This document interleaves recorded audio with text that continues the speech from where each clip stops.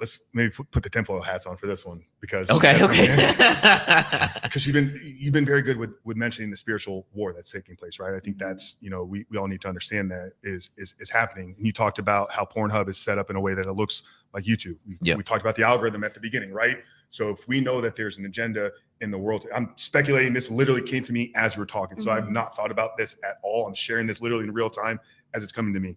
So if we believe that there's an agenda to push transgenderism, whatever political side you fall on, we can clearly see that there's a push to make this accepted in mainstream. Well, if we know that the algorithm of Pornhub has the ability to recommend certain types of videos, just like YouTube does, could there be, tinfoil hat on now, an agenda behind the scenes to push transgender pornography to make it the #1 search? Because here's a way for us to now begin to hijack people's mind to make this now more of a common thing out there in the world. Once again, purely tinfoil hat here. No, Frank, that is absolutely a thing because divisiveness draws traffic. Yeah. This is the thing. The gender war is great for advertisers. This is what makes the money. And it's actually creators on Instagram and TikTok that are exposing pages that stem from China, where China is actually, because China is a Chinese owned company. TikTok, yeah, right. TikTok is a Chinese owned company. Yeah. TikTok is allowing creators to post very divisive content about how that promotes the gender war, and the creators are exposing these other creators where they're showing, even though it may be a black person or a white person that is actually on the footage, they'll show background photos of it being Chinese clothes on, Chinese restaurants in the back. So it's clearly that these creators are in China. Yeah. Well, we know because this was documented in the book Naked Communists, which was written in the early 50s, that there is an agenda to take down the West, whatever. We don't need to go down that large rabbit hole. And pornography was going to be a tool for them. So the book Naked Communists outlines 50 ways in which the Communist Party was going to take over the U.S. 2 of them in the top 20 was make like nudity just normal. You know, walk in any gym today, and basically it's G-strings and sports bras is what we're working out in. So they've succeeded there. Second was to just make pornography clearly accepted and introduce it at a very young age. 8 to 11 years old is the average age of first exposure. So if we believe that there's an attack on the West, which I do believe that, then we can clearly see that pornography and maybe this rise in transgender porn is a part of the agenda of that behind the scenes being pushed. So I mean, anything that is that can control your minds, unfortunately, can be weaponized. And like the effects that porn can have on our minds is really tremendous. That's actually one of the polls I wanted to drop, because I thought it was an interesting question, because a lot of the people, in our community, they're dating, or they're actively in a relationship. And I want to know, would they consider their partner watching porn a red flag? I really want to know that. Because I think most people, and I'm gonna drop the poll, but most people probably don't even think about it, right? Probably not even a conversation they're having. Well, the data and the research points to, because I think you mentioned something earlier about the guy that's like, oh, it's increased my testosterone, false. It's improved my sex life, false. All the research shows that actually porn lowers your sexual satisfaction. Just the consumption of it lowers your overall sexual satisfaction. But that's the thing too, man. When people start to develop a habit or a pattern, the first thing they do is defend it. I remember when I was in college, man. Everybody being potheads, like everybody being pothead was like normal. And you ask a pothead, like, bro, you smoking a lot, bro. Like, you need to relax. Bro, smoking makes me so much smarter, bro. I remember everything when I smoke. I study when I'm high, and I retain they'll defend to the death all the benefits of smoking weed when it's probably all BS. So that's one of the first things people typically do is try to defend their habits. And I'm really interested to see how people actually, come out of that. But it's interesting because you never know the men that are actually dealing with this. And it's men that we probably would not even imagine. Shout out to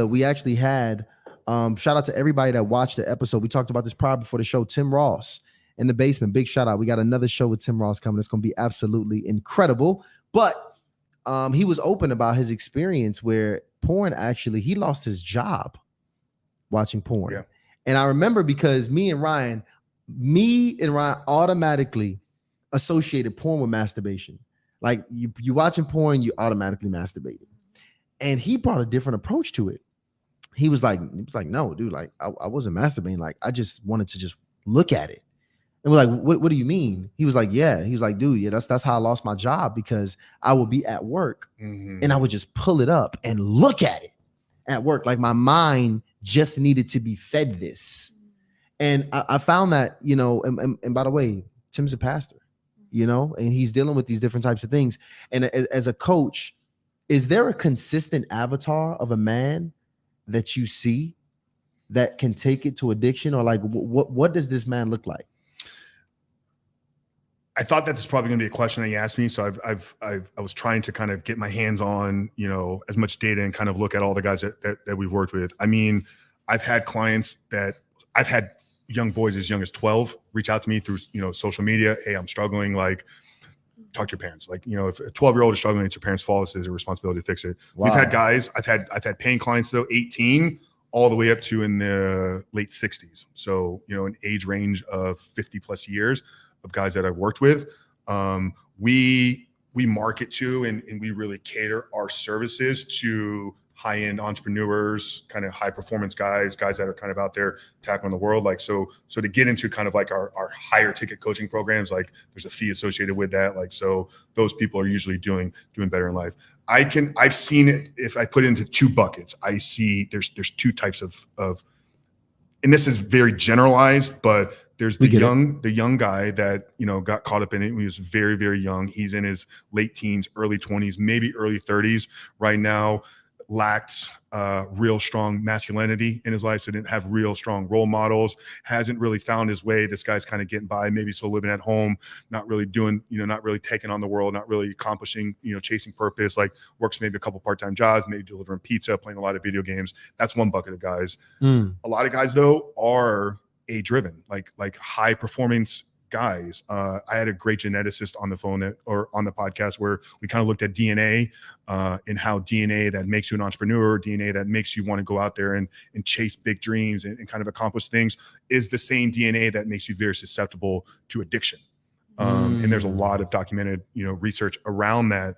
So a lot of the guys that we work with are crushing their life. I mean, I've worked with pastors. You know, we talked about some data at the beginning, right?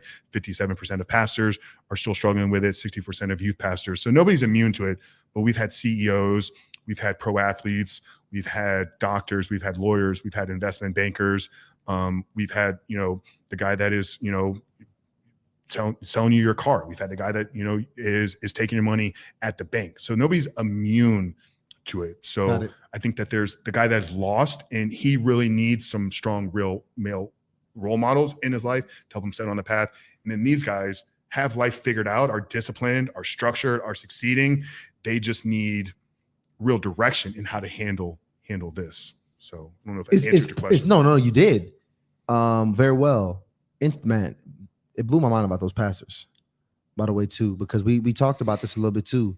Because pastors, they don't really have anybody to vent to. That's like that's one of the toughest. Yeah. Well, it's been cool for me. I don't want to hijack, but it's like as I've grown, you know, socially and kind of, you know, it's now known like at my church, you know, I attend a big, you know, mega church here in Tampa or down in Tampa.